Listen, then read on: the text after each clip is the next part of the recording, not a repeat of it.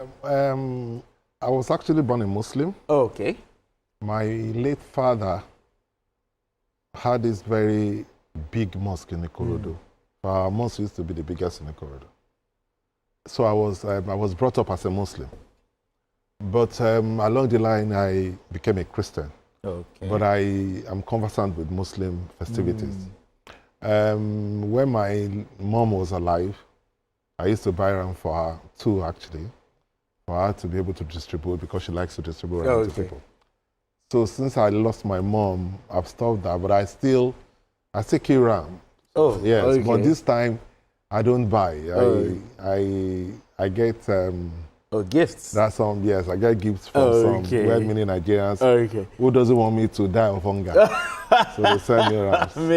All right, now let's go into the conversation. Now with this issue of because killing of ram is central to the Eid al-Kabir celebration, but what impact will this low patronage, have on this year's celebration? Yeah, it's a sign of the times. We have to acknowledge that things are quite difficult and inflation rate is very high. So if it affects every other thing, especially food items, we cannot expect that it will not affect ram during this time. And the price, though 180 to 1.2 million, it seems to be high. Very high. But in the last few years, that's been like that. This year could be maybe a bit higher, but for some time now, the prices of ram have quite gone through the roof. Do you think it's greed on the part of the sellers? No, it's not that. It's a combination of different factors. Okay. One is basic economics of demand and supply. Naturally, if demand is outstrips supply, naturally the price will go up. True. And because the supply side of it is not as robust as it used to be, most people do not know that most of the rams that we used to kill is actually from Niger and not Nigeria. It's actually from Niger. But now there is insecurity in Niger and the Sahel region, and there's a lot of part of the north where we can supplement security, make things difficult for people. Sure. So the supply is not as robust as it used to be. And the demand is still there. It's still because the Muslims are still there, they will still want to kill the ram. So naturally the price will go up. All right, Tunde, talk to me. Why do we always have this every year? The price go 1.2 million, Tunde. Well, I think, like he said, the demand side of it continues to be as it was in the past. And the supply has been reducing because of a lot of associated factors, like the economy, like the border issue. Like he said, most of the rams we got are from the Niger Republic. They have their own internal laws. Like this year, they said that they don't want a lot of ram dealers to transport it out of Niger because they don't want scarcity within their country. So they put a lid on it on how much you can do, which means most of the ram that we get from Niger either smuggled out here. If it is smuggled out here, the cost will go up. If the cost goes up, it will not be affordable to the ordinary Nigerians that used to do it. But what I always tell people is that, yes, there are festivities. The Salah will come and go. Christmas will come and go. There must be life after that. People should not go beyond their means, capacity now. Like there's a saying in my town that you do as you are capable of. People should try as much as possible to do whatever within their means now, because there will be life after the celebration. But is there something the government can do to actually check? You said it's not just this year; it's been happening for a long time. Yes, that's something. Is there something the government can do? The government. The only thing government can do is what they do. Every year, different different level of government actually buy a lot of ram and give to people. Almost most state governors, especially in the north, they do that. The local governments, they do that. A lot of local governments buy rams and give people within society. So that is what they can do. You cannot, because the government is not in a position to control the supply side of things. Except they want to go into livestock. Now we have a ministry who can maybe now encourage people to be able to do that within Nigeria, and then we have a lot of it. Government, that's what government can do. Try to see how they can stimulate growth in that sector. And then they also buy from the market and give to some people. So they won't need to now go, they will reduce the number of people that will now go and compete for the ones that you sell in the market. I was having a conversation with someone. He said maybe ram subsidies, just for people to be able to buy it maybe a lot easier. Well, I think what do you think the government can? We have to understand one issue. It's a question of need. RAM for now, it's a question of to satisfy religious want. But it's not. No, it's not compulsory. Yeah, exactly. It's not compulsory. The Quran says you may not keep, if you can't afford to keep RAM. Then go. So it's not a question of need. It's a question of what the people want. But what I think is that, like he said, the federal government has created the Ministry of Livestock. Yes. You can breed this thing in Nigeria. You can breed it in Nigeria. So there must be conscious effort on the part of all the levels of government to breed as many rams as possible. But they don't know, not only during the during Easter too, and during Christmas. During Easter, people kill chicken and turkey. During Christmas, they kill chicken, turkey, and ram too. So it should be for all season thing. It should not be for this period. If government can go into it, now that we have Ministry of Livestock, the price will come down. The dependency on Niger and some other Sahel region will be reduced. And I think it needs to be emphasized. It is not compulsory. If you don't people have do what they can. Yes, that's what the that's what Hadith says. Exactly. That's what Hadith, not the only book, but that's what Hadith says. You know, the teachings of Prophet Muhammad. Now, if you cannot afford it, you cannot afford it. You don't have to stress yourself to do it. You know, it's not unlike the 5 pillars of Islam. Okay. It's not one of it. People should not sacrifice the payment of their children's school fees. Yes, I like this part. There are a lot of people. I like this because of their children's school fees. During that time, their eyes will be up. They won't pay their children's school fees, and yes, they go and because they just have that would be irresponsible. Super irresponsible. That would be irresponsible if you don't pay your children's school fees because of RAM. Education and well-being of their immediate family because of one day event. You will kill it, eat it, and you distribute it, and that will be the end after 24 hours. Then you go back to basics. No. There's no point for doing that. All right, then. All right, gentlemen, let's move straight to our next conversation. Now, one of the sad realities associated with flooding is that the devastating impact may linger even after water level recedes. That's the case in Mokwa, Niger State, where the National Emergency Management Agency, NEMA, is warning of possible outbreak of waterborne diseases due to contaminated water. The agency also says there might be a shortage of food and shelter if the number of displaced persons goes up. In response to the crisis, NEMA says it has deployed mobile intensive care ambulances, water treatment units and rapid response teams to the affected areas. Mayor, the warning by NEMA about the threat of waterborne disease outbreak. I mean, talk to me. How worrisome is this? Yes, it is worrisome. When it's like that. When you have flood disaster like that, especially that caused a lot of death, like the one that we have in Mokwa, definitely people are subject to waterborne diseases and all that. But what I want to look at basically is that we have to learn from it. But we seems not to learn from things that have happened. Things like this have happened time and time again. And that is why people have to appreciate what they are doing in Lagos State. The Commissioner for Environment and Water Resources kept insisting that people cannot build on drainage pathway or they cannot do certain things.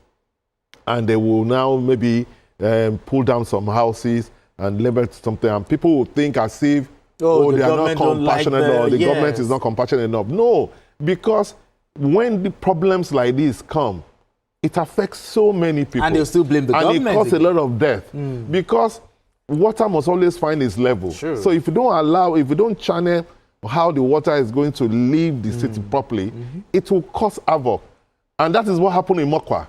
It's just because the water there are no proper channels for the water to be able to go. And I was flooded because of rain and all that. And the decision was not made, to clear. That's what I'm saying, because sometimes in some places, that's why I said we have to appreciate more what is being done in Lagos. It may look as if the government or the commissioner they're trying to pull down houses and all that. But the argument is that look, if we don't do this, it will affect everybody. Because you will see some people, they will deliberately build houses on channels and drainage things, and they will not bother. And when you stop that water, the water will have to find its level. It has to go somewhere. And then when it causes flooding, and for example, in Mokwa, I've lost over 200 people. That's sad. unacceptable. Very, very That's sad. unacceptable. I mean, the Vice President, Kashim Shettima, also arrived in Mokwa earlier today. But talk to me, the significance of that visit.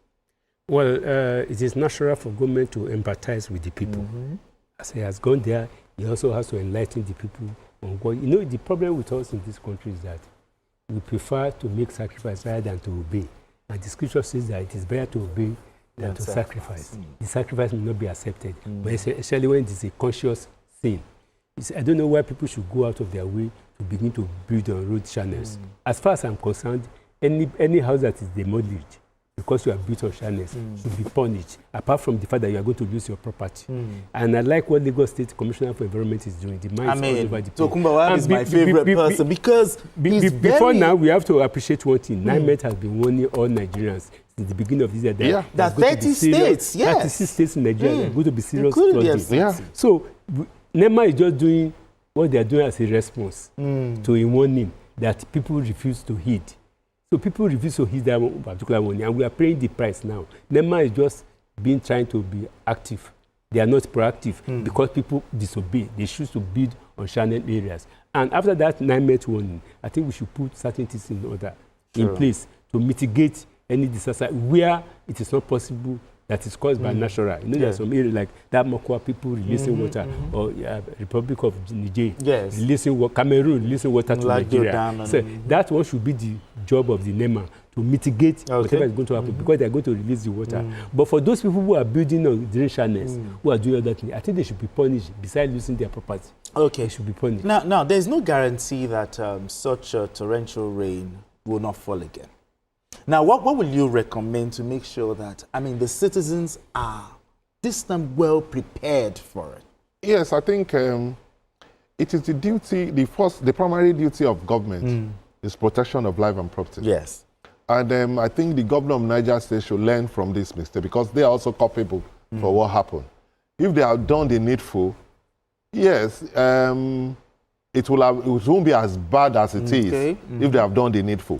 So I think they should also look at ways of doing proper drainage channels in the city, in different towns in that place. We have to recognize the fact that there's climate change that is all over the world. If you look at America, every time you will see flood. If you see Europe, the flooding is everywhere because the climate is changing and the volume of water being released is much, much higher than what is expected. So that's a natural phenomenon. There's nothing we can do about that. That's nothing we can do about that. What we need to do is to prepare for it. The state government should prepare for things like that. Now, NEMA also complained of shortage of food, water, shelter, and we heard that the president approved 2 billion naira for the reconstruction of houses for the victims. But talk to me, what else do you think the government should be doing right now to meet those needs? Well, I think there must be and donor agencies as well. I think there must be a conscious effort on the part of the federal government and all the 36 state governments to make sure that people live where it is safe to live, instead of spending all this money. Yes, it is natural for government to provide for emergencies that we are having now, but it's also very important that we mitigate such kind of thing. People, government should try as much to educate people to live not to live in certain areas. In the US, UK, hurricane happens in the US almost every how many times in a year. So government should evacuate people from a particular area and take people to a safe place and make laws to make sure that areas that are danger zone, people don't live there, so that we don't spend much of our resources in tackling this crime. It will happen. It is natural. It happens in Sri Lanka or these Asian countries. It happens everywhere. We are even very lucky in Nigeria because we have there's a way in which God is a Nigerian. God knows that we cannot cope. That's why God knows He cannot cope, that it has mitigated our own. But I think there must be a conscious effort on the part of government to encourage and educate people not to live in crisis-prone areas. We have Sadiq calling in from Festac. Sadiq, thank you so much for joining us on the show. Hello? Yeah, good evening. Let's talk. Go ahead. Hello? Hello, good evening. You're live. Go ahead. Hello? Okay. I think we're having network issues. Okay. Now, Mayor, my prayer is that we will not be having this kind of conversation about this issue of devastation next year. Now, talk to, are you optimistic? I don't think that will be the case. What we should say is that we should urge government to be more prepared for things like this. You see, because natural causes, there is nothing you can do about it. And then we've established that because of climate change, it's happening all over the world. It's not only here. It's happening all over the world. So it will happen. It will happen. And government is doing what they are supposed to do. When you provide money, you provide shelter, you provide food, you provide emergency materials for those who have been affected. Okay. That is what government is to do. But moving forward, government should make sure that there are proper drainage channels within major towns and communities. Government should be able to identify, especially when they have been warned, to be able to identify flood-prone areas and have emergency action in place where, when they know that we can experience flood in this area, then they can evacuate people to temporary areas where they will be while the flood could take place. Then they will be able to now find ways of problem and then move them back. Absolutely. You know, government must be proactive. They must be able to prepare for these emergencies. Instead of the money they are spending now, if they are spend that money and make preparations for the flood, they won't be in this kind of situation. Now, do you think the visit by the Vice President, will assuage, No, it's good. That's normally, you see, empathy is very important. Sure. When people see their leaders, empathize with them, it does two things. One, they are then forgotten, that they know about the problems and they are making efforts to solve that problem. Again, the Vice President being there is like a hands-on thing. You'll be able to know what the problems are. You'll be able to know the resources that should be deployed. So at the level of government, the Vice President, at his level, he will be able to tell government to say, look, these are the things we need to do. Absolutely. This is how we can support NEMA to be able to meet the needs of these people. Because he saw it firsthand and he could. So that's the significance of the visit. Absolutely. But are you optimistic that we won't be having this kind of conversation again next year? Well, to be forewarned is to be forearmed. If we are armed, like you said, we are proactive about it, we will have it. But Nigeria, the problem is that Nigeria is a country of one day, one problem. So the moment we solve this one, another one will come. Before you know it, another full cycle of 12 months will come again and we'll continue to face it. There are a lot of dams around, even in the southwest and southeast too. I think the thing is that they have been able to be proactive enough to warn people enough when they release water. Whether you like it or not, Cameroon, when the flood overflows, water to Nigeria. Exactly. So we must know that every year, especially any year that is heavy rainfall, we have 3 kinds of rains in Lagos this year, 3 types that have been so much. If it had been some other areas, God knows what would have happened if it were That's why I'm still commending the Commissioner for Environment in Lagos State for the boldness and audacity in doing what is. I mean, Zokuba Wahab is my favorite person because of the way he's always hands-on. Hard-working commissioners. Very, very, very, very. But let's also look at the response so far. The response from the federal government, from the state, from NEP. How will you assess the response so far? Well, it is predictable that government has to empathize with the people at this particular Do you think they've done enough? Well, you see, when you have emergency, you can never measure the kind of help that government can do because the emergency varies from one to the other, and government has many other things to do. I think what we have to do is to empower the agencies more to do what they are supposed to do, to be proactive, so that it will reduce the impact of that thing when it happens. It will surely happen. Don't let us say it will not happen. Let us empower the agencies to do more and be proactive more than now. To encourage people not to. You see, it is unfortunate that it is poor people in Nigeria that build in places where there is water, there is flood all over the place. Rich people don't build there. So we should encourage people not to endanger their life by building. But somebody approved it. Forget about when it that. comes to time, when they build on those places, I think somebody from one ministry approved it. But a lot of people build without approval. No, you'll be shocked that in fact, most of those places, did they get fake approvals? No, not fake. Most of those places, you could, if they have approvals, they won't demolish those houses. If there are approvals, it just means that what you have done is different from the approval that you got. Some people will extend their maybe they extend their houses. Yes, they will extend their houses to where they are not supposed to be. All right, we have Apa Buene calling in from Auchi. Apa Buene, thank you so much for joining us. Good evening. Good evening. I want people to see that people should be punished for doing wrong.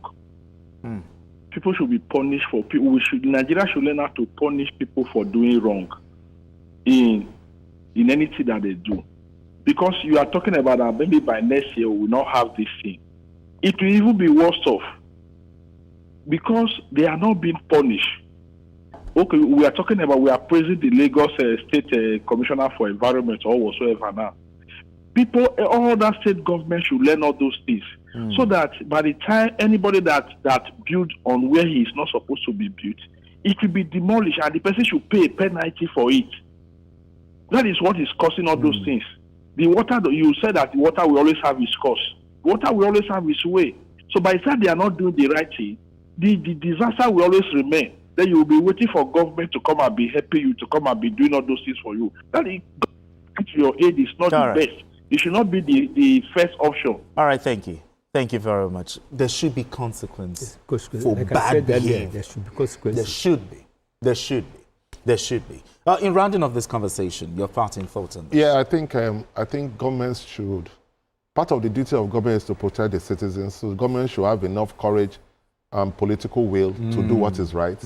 When people build on channels or do things that are supposed to do, they should be punished for it. Those who throw dirt in drainages. Yes, in drainages and all that. There must be punishment for bad behavior. And it should be like that across board. It should not just be one state, it should be across board. Then two, government should be proactive.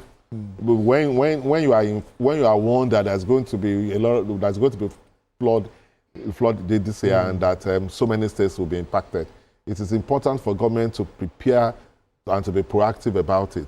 It's not only when it happens that you will now be reacting and be spending more money. And they have funds for this, and be spending more money. Fund. And then, like my colleague said, it's important for us to strengthen them and more, and other agencies that are first responders, so that they can do more than what they are doing now. Yeah. All right, then we need to go on this quick break, and when we return, the conversation continues. Don't go anywhere. Still Journalist Hangout.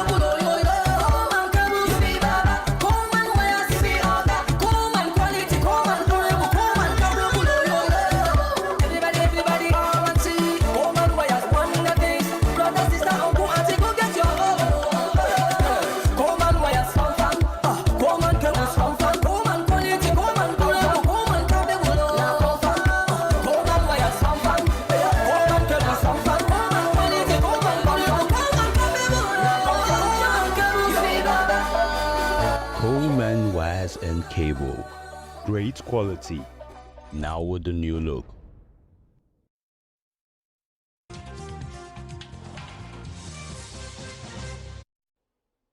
All right, if you just joined us, it's still Journalist Hangout. I still have Mayor Akinpelu right here and Tunde Abaton. All right, let's move straight to our next conversation. When the weight of sorrow becomes a shared identity, communities find strength in raising their voices. In Benue State, women from Apa local government area have protested peacefully in Ugopo, expressing deep concern over repeated attacks by suspected armed herdsmen. They said the violent incidents are creating a community increasingly made up of widows. The women called on the government and security agencies to intervene urgently, warning that the ongoing insecurity is devastating families, disrupting farming and forcing residents to flee their homes. I mean, Benue State women, they're saying that, hey, these killer herdsmen, they are turning their community into a community of widows. This is sad, Tunde Abaton. Well, it is sad because we fail to do what we are supposed to do.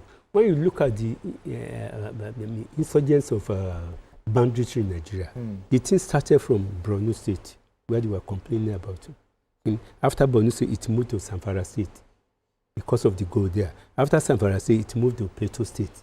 Now, from Plateau State, they have now moved to Benue State. All this thing has ethnic, religious connotations. Okay. And we can easily identify the source of all these things, economic and a lot of deprivation. It is economic and deprivation. So if so far government refused to nip the one in Benue State in the bud, it moved to Zamfara State where there's a lot of gold there and people just have their own armed bandits who can take over. Now, people who don't have much ammunition, they move into farms, like what they are doing in Plateau State, started killing people. That one is ethnic, the Biroms and others who came, wanted to seize their land. They started killing people. Now, the Benue State people have been reacting. They have been protesting since. And now, the battle has shifted to Benue State. So I think the government has to actually look at these 4 flashpoint states. These are the 4 states in Nigeria. I mean, 100 lives in 1 week. In 1 week. Government has to do something about these flashpoint states. These states are the ones that are really incubating all these terrorists. Government has to do something, and we have to classify them as not even bandits. I think they are terrorists. Terrorists? And when they are terrorists, we have to deal with them like they deal with terrorists all over the place.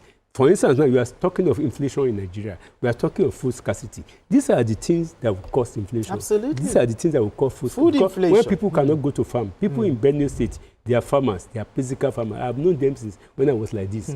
They plant yam and some other things. When you cannot go to farm, how do you expect that the price of food will remain the same? If there is economy, the value of the naira is falling, and people cannot eat, what do you expect? So the problem is that when people cannot farm, these people are basically farmers. Absolutely.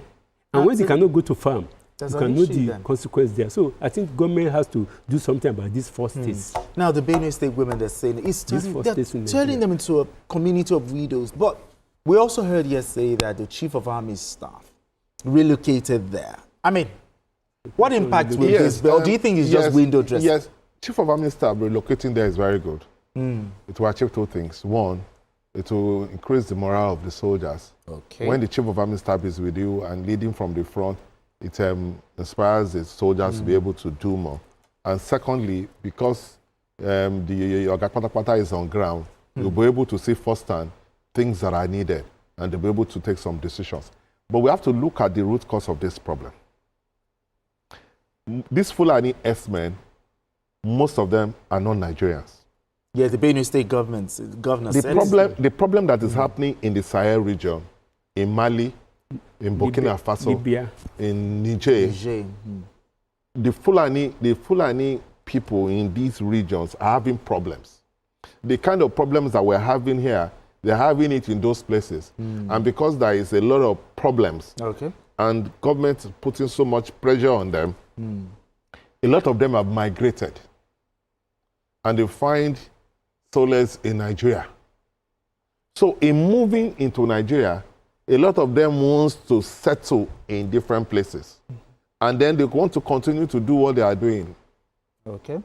Because they are herdsmen principally. So there was this conflict between their cattle roaming around and the indigenous farmers that are there. And in the course of that, there will always be problems. So what we are having now is just attack and counter-attack.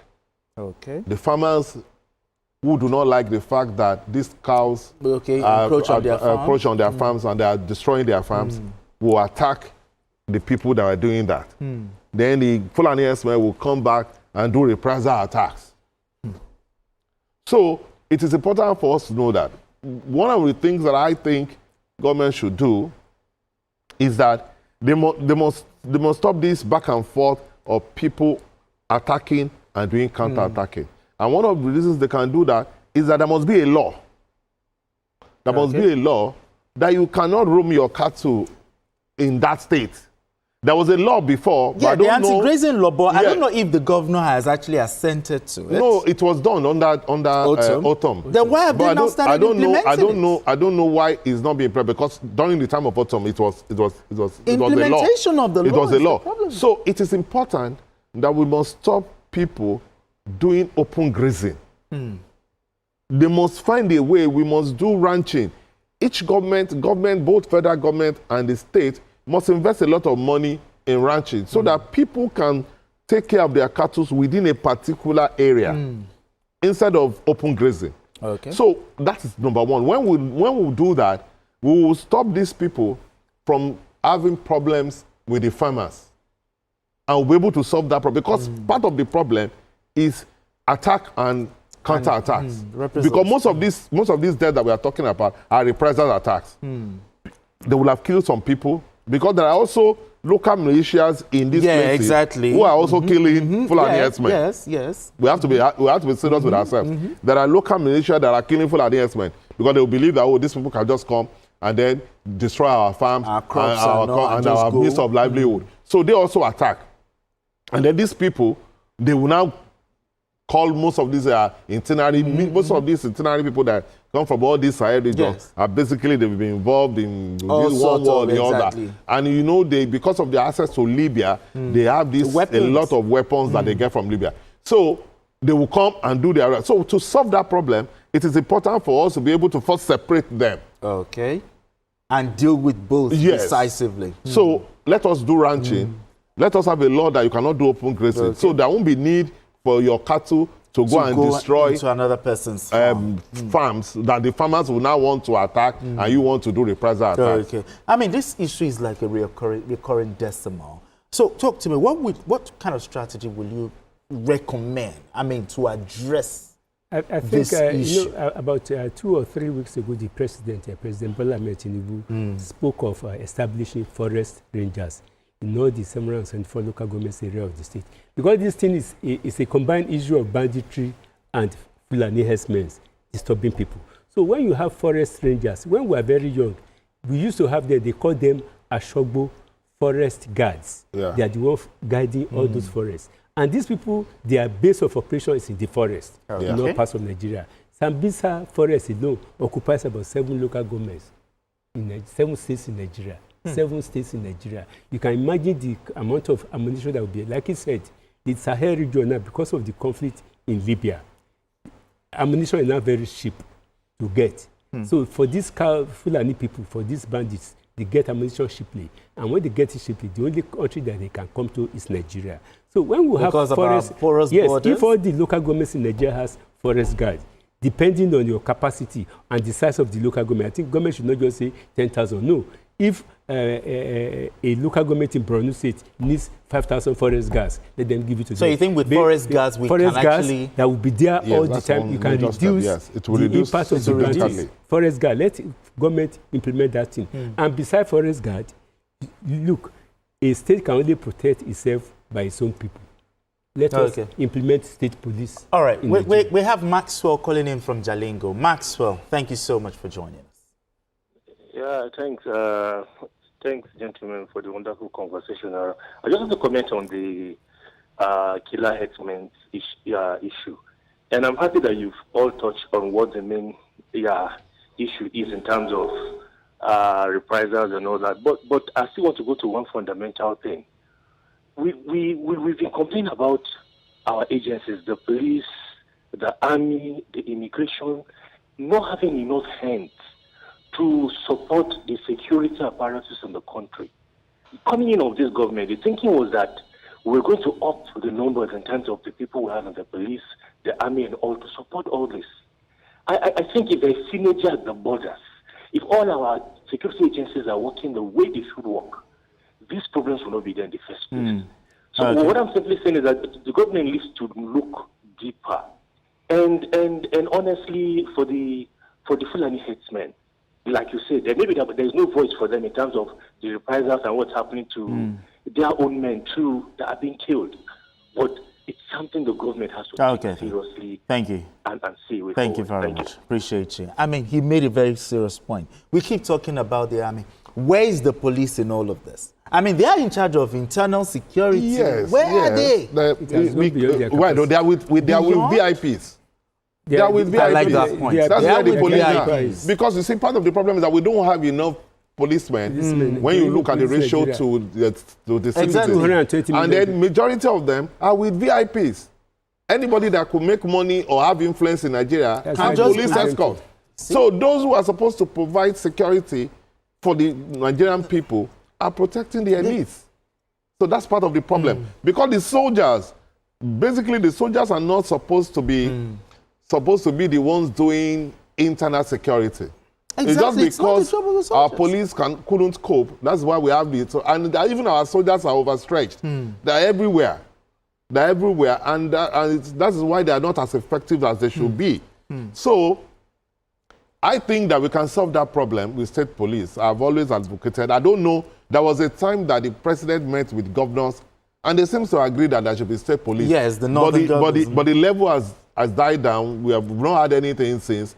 I think it shouldn't take this long because every crime is local. Every crime is local. And there's no way you can understand the terrain like people were there. They were born there. They know the people there. And that is why if you see that if there's a crime in any place, it's easier for police to bust it. It's not magic. Because there are some people within that community that are very close to those who commit crime. They know who is doing what. You cannot come to a community and commit crime if you don't have somebody that is going to show you the way there. So it's easy for the police to go and meet those people and ask questions. Who are the people that did this thing yesterday? And they will say, oh, it's these people. They are in this place. They are in that place. So when we have state police, that will be able to reduce the kind of problem we are having. Absolutely. The pressure on the Nigerian military will go down. Exactly. And then there will be more men on ground to be able to do the job the police are trained to do. Mayor said they are with VIPs. I mean, okay. We have Austin calling in from Manchester. Austin, thank you so much for joining us. Yeah, good afternoon. Let's talk. Good afternoon. Yeah, go ahead. So what I'm saying, well, I should support the gentleman as he has spoken because the leaders of the herdsmen, the government needs to go after the leaders of the herdsmen because there are the politicians, the ex-military men, they are the owners of the cattle. The government should go after these people because the killing every day in Benue and the killing every day in Jos is so alarming. We cannot continue with this, because these Fulani herdsmen, they are destroying the crops, and that's why the price of crops are skyrocketing every day in Nigeria. So the government should go after the owners of these herdsmen. By the time the government go after them, and the same treatment meted on the herdsmen, if the government made the same treatment on the owner, I think there should be solution. All right, then. Thank you very much. I mean, rounding this up, I said, where's the police? Where are they? And also the intelligence, DSS. I thought they said they are all over. Just in 1 minute, please. You will know that you can recollect that during the Second Republic, the Nigerian police was very effective. They were actually doing the job of internal policing. But when the military came in, the military reduced their capacity, the police, yes. destroyed the Nigerian police force. They destroyed their capacity. So the only thing we can do now is that if we are to make sure that the police is effective, let all the 36 state governments in Nigeria be bold enough to, after all of them now have militia. The money they are spending on militia, let them spend it on state police with appropriate laws passed by the National Assembly, by the National Assembly to limit the operations of the Nigerian state police force. Okay. All right, then. All right, let's move straight to our final conversation. The judiciary as a third arm of government responsible for delivering justice. But when their work stalls, the wheels of justice are halted for everyone. Senator Natasha Akpoti-Uduaghan's arraignment, scheduled for this Wednesday, 3rd of June in Abuja, was stalled due to an ongoing strike by judiciary workers nationwide. Senator Akpoti-Uduaghan was scheduled to appear before the Federal High Court in Abuja over her defamatory statement against the Senate President Godswill Akpabio and former Governor of Kogi State Yahaya Bello. The Judiciary Staff Union of Nigeria, JUSUN, commenced the strike to request better wages and working conditions for its members. I mean, Mayor, the judiciary workers, stalled the arraignment of suspended senators. What would you consider as the implication, it's very unfortunate that the judicial workers went on strike. Even though it's been called off. Yeah, even though it's been called off. It's that they went on strike in the first place. It was unfortunate. Unfortunately, because I had wanted to see certain things play out in court. Because he who alleges must prove. Must prove, true. And it is not enough for us to put sentiments and somebody because she's a senator and a woman will now say that, oh, this person, the Senate president and the former governor of Kogi State wanted to kill me and all that. That is a very strong allegation. It's very strong. And it is important for her to be able to show the court the evidence that these people wanted to kill her. The evidence she said it is important for us to be able to do things like that, because we also had a problem when she accused the Senate president of sexual harassment. Till now, we have not seen any evidence to that effect. People cannot just make allegations. Sure. That's why I say it's unfortunate, because it was an opportunity for her to be able to prove her case in court. And then all of us will be able to see, based on the evidence, at least to know whether she's saying the truth or not. But unfortunately, there was this strike that stalled it. And you know how our judiciary works.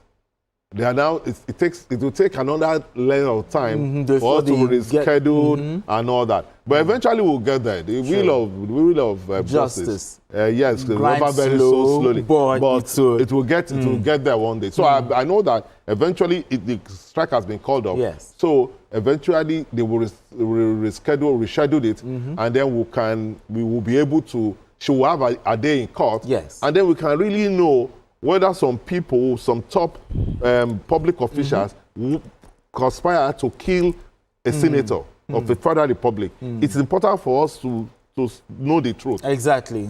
Now, considering the nature and public interest on this case, I mean, what do you think can be done to remedy the time lost on this matter? Well, like you said, the window of justice grinds so slow in Nigeria. And a lot of cases must have been appropriated for another day besides yesterday. So for them to schedule or reschedule again, it has to be something. Look, I've always had the impression, like he said, that he who made an allegation must be given an opportunity to prove. Because in law, you have to prove beyond all shadow of doubt. Reasonable doubt. And in Nigeria today, people have to learn to do something. The mere fact that you have opportunity to speak, you have a mouthpiece through the media to speak, does not necessarily mean that you just sit in the corners of your room and you make fabricate all allegation against anybody. The mere fact that you have, not everybody has the opportunity, but because you are a public person, that is the more reason why you must be cautious in the allegations you are making. Because if you cannot prove that allegation, you are not only abusing your office, you are dragging that particular office down, and you are also dragging the office that you are accusing down. So I think with the passage of time, like you said, we will get over it. But it is something that we must not allow to die. That woman, the senator, must come out to prove allegations, both allegations of sexual harassment and allegations of assassination, because they are grievous things. Very, very. People must learn not to just open their mouth because they have access to public information or public media to accuse somebody of doing something. I mean, the judiciary, the strike by the judiciary, has brought to the fore the issue of the welfare of judiciary workers. I mean, I've not heard that the executive have gone on strike before, but it's not news. But why are we still at this point when it comes to the issue of judicial reform? It is because the judicial arm of government, which is an arm of government, is not properly funded. I think they have their own. I think they are on first line charge now. No. Yes, I think they are. President did in yes, Lagos, I think they are on first line. I think they are on first line charge now. Before they wait on the executive to be able to do a lot of things, which is unacceptable. But now they are on first line charge. But we have to look at ways of making sure that those who work in the judiciary, not only judges, but the support staff, must be properly taken care of. Absolutely. Because if we don't do that, you make it easy for them to to fall prey to those who want to induce them to do what is not right. Absolutely. You understand? So because the judiciary and the service that they give is so important, it's important that those who run the judiciary, since they are now on first-line charge, should request for what they think will be sufficient enough to take care of that arm of government, so that yes, workers can go on strike anywhere, but we have to find a way that there won't be need for the judicial workers to go on strike. Because, like I said, what the service that they provide is so important. Very important. Where the people even travel, and just made the courts closed, lock and key. I mean, why are we still here? We are still here because regarding judicial reform. Let us look at it. Yes, we are talking about the judiciary today. Yesterday or tomorrow, we may have to talk about the ASU education. You will see that at every point in time when the ASU have a negotiation, a successful negotiation with the federal government, immediately after that, the NASU, non-academic staff, they will start their own. Like you said, judiciary workers will also start their own. When you have a negotiation or an agreement with the Nigerian Medical Association doctors, immediately after that, non-doctors and non-resident doctors will start their own. I think the problem with us is that we have to look at institutional reorganization in Nigeria. All institutions in Nigeria. We are talking of judiciary today, like I said. We are going to talk of another one tomorrow. Look at the aviation workers. They too, they will do their own. If they increase the money for pilots, the non-pilots too will do their own. If they, for the police, it's only the police that cannot strike in Nigeria. If you increase the money for lawyers, you must increase the money for that. So the thing that our institutions, we have to sit down and look at what is the appropriate salary, what is the appropriate pricing for professionals and non-professionals in the Nigerian setting. Yes, it is judiciary today. It's unfortunate. If we have election today and the judiciary is on strike. All right, let's quickly take Tokwe from Port Harcourt. Tokwe, you have just 60 seconds. Let's talk. Good evening. Good evening. Sorry, this Natasha case of a thing. I'm sorry to ask this question to be funny. Did they rape anybody, if I may ask? They didn't rape anybody, so it's not supposed to be an allegation like that, or that somebody is saying they remove his head or whatever. Well, anyway, Tokwe, thank you so much. Thank you so much. She made serious allegations. Allegation, assassination, and these are serious allegations. No, that's what I said. You see, when top officers like the president of the Senate and a former governor of a state are accused of planning assassination of a senator, a sitting senator of Federal Republic, it's a very serious allegation. So that's why I said I was looking forward for her to be able to prove that case in court. It's important. Who alleges must prove. It's not important for you to say something. And then we have to change this culture of somebody thinking that they can just say whatever they like. Because you have access to the media. And then because you have the access to the media, you can say whatever you like, and you think that you can get away with. No! If you say that, oh, these people want to kill me, oh, that is bad. Then the government has said, okay, come and prove to us that these people wanted to kill you. So I'm looking forward to her. She will have, one day she will have a day. All right, gentlemen. Let her prove to us that truly these people wanted to kill her. Exactly. But anyway, it's a fine place for us to leave it. Tunde Abaton, thank you so much. Appreciate you for coming to the show. Mayor, thank you very much. Thank you for doing that. Exactly. Really appreciate you. Beautiful conversation. And that's all on Journalist Hangout today. Yes, you can watch the repeat broadcast of this episode tonight at 11. Join us on Sunday from 1:30 to 3:30 p.m. for Journalist Hangout on Sunday. We are on YouTube at youtube.com/TVC News Nigeria. I am Benga Oreshegun. Bye for now, and God bless Nigeria.